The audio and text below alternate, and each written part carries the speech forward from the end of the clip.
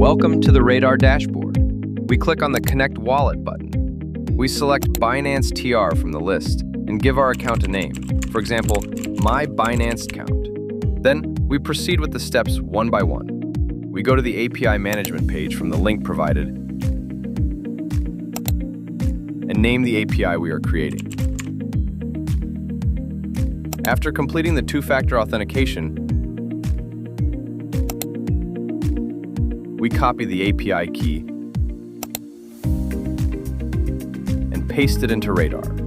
Then we copy the secret key from the API page and paste it into the Raydar page. Finally, we accept the policies and press the Connect Wallet button.